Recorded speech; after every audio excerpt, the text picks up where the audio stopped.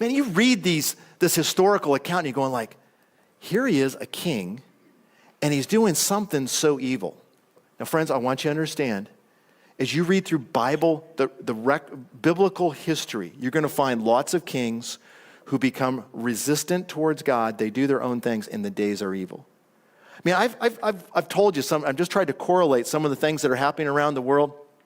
Harari, I've used him in various illustrations. This guy is one of the major gurus and players in our world. And you can say, oh, this is over in Europe, this isn't going to affect us, and so forth. Let me just show you real quick a clip of what him and the World Economic Forum and stuff are pushing, these global elites are pushing on governments to execute and do, okay? Just listen to this just really quick.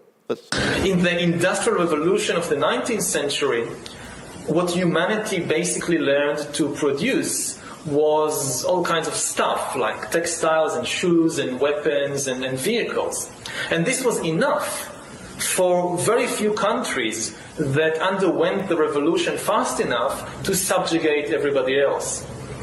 What we're talking about now is like a second industrial revolution, but the product this time will not be textiles or machines or vehicles or even weapons. The product this time will be humans themselves. We are basically learning to produce bodies and minds. Bodies and minds are going to be, I think, the two main products of the next wave of all these changes. And if there is a gap between those that know to produce bodies and minds and those that do not, then this is far greater than anything we saw before in history. And this time, if you're not part of the revolution fast enough, then you probably become extinct. Once you know how to produce bodies and brains and minds, so cheap labor in Africa or South Asia or wherever, it simply counts for nothing. Again, I think that the biggest question maybe in economics and politics of the coming decades will be what to do with all these useless people. I don't think we have an economic model for that. My best guess, which is just a guess, is that food will not be a problem. With that kind of technology, you will be able to produce food to feed everybody. The problem is more boredom and what to do with them, and how will they find some sense of meaning in life when they are basically meaningless, worthless. My best guess at present is a combination of drugs and computer games.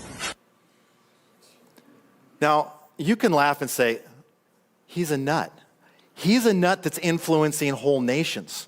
Basically, you're worthless. It's funny. These are the guys that talk about equity and inclusion and everything. Just be mindful. You're useless. You have no value. We can create bodies, minds. We don't need people from Africa or Asia or America. What are we going to do with all of you? We'll just give you some drugs and video games. And you say, Mark, that is crazy. That would never happen. Well, did you know this week there's an executive order in advancing biotechnology and biomanufacturing. Innovation for sustainable, safe, and secure American bioeconomy. This is exactly what he's talking about with an executive order. And you say, this seems dark. Friends, it's really dark. Did you know there were different people throughout history that thought they could develop a superior race? How many of you guys remember a guy by the name of Hitler? You guys remember that? And so everybody else was inferior except the Aryan race and so forth. But now we're going to take these cells and we're just going to create bodies and minds as we want and manipulate them and so forth and so on. This is creepy and it's demonic, and now instituted executive order by a state. Now, are there states already doing this? Yeah. And if you're an unsaved person, I realize, well, we got to stay up with the technology because we don't want to fall behind because they're going to make superhumans and we'll be in trouble and blah, blah, blah. But just understand the implications of all of that. It's evil. Now let's jump back to our story, because we've got this king and he's really desperate. Why is he desperate? The Philistines have come into the land. Why are the Philistines there? Because he spent the last 10 years trying to kill someone who was the good guy, the patriot, the one who was actually loved the nation, loved God, the guy that he should have been. 10 years trying to kill him instead of deal with the Philistines that were raping, pillaging, and destroying the people of God, the people of Israel. But I want you to notice there, it says the Philistines in this passage in verse 13, chapter 13. You got to remember, you got to read through the whole thing to get the narrative. Why this apprehension?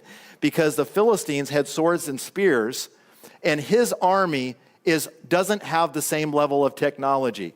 They don't have the blacksmith. So the Philistines had purposely worked that the Hebrews do not have any swords and spears, don't have any way to work metal, to make swords and spears. So when Saul goes out to fight, his guys are carrying clubs and sticks and things like that, and everyone else in the Philistines, they've got swords and spears and things. Why is this verse really important?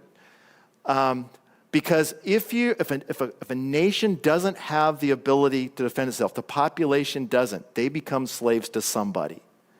The reason America has the Second Amendment is actually the guys that wrote that thing knew this particular situation. And when they talk about a militia, it's talking about the populace being armed for the safety and well-being of the people. It's rooted in this verse right here. So when you fast forward to chapter 28 and it says the Philistines are gathering, they've got all the swords, all the spears, they've got the technology. We don't have any of that. He's scared to death because if the Philistines wins, you know what happens to him? His head gets chopped off. So understand the fear and the context. And there's him turning not to the Lord.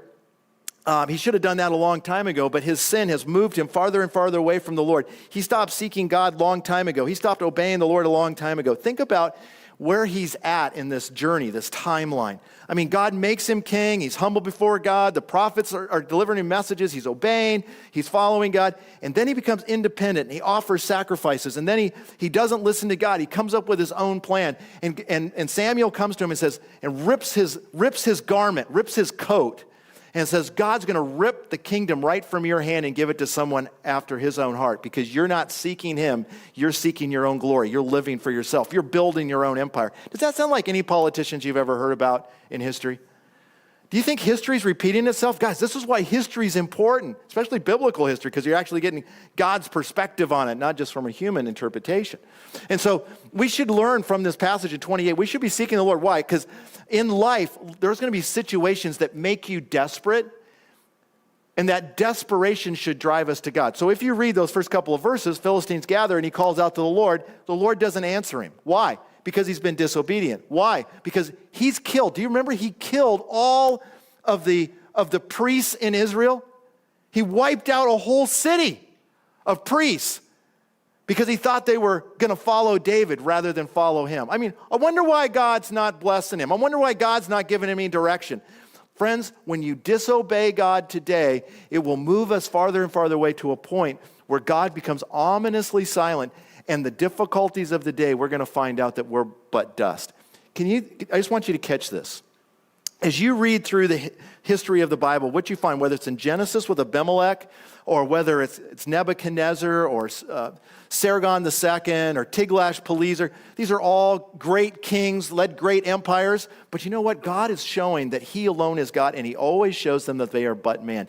David actually prays during this whole era of these 10 years. He's praying, Lord, my enemies, these who raise their hand against me, show them that they are but dust. How do I pray?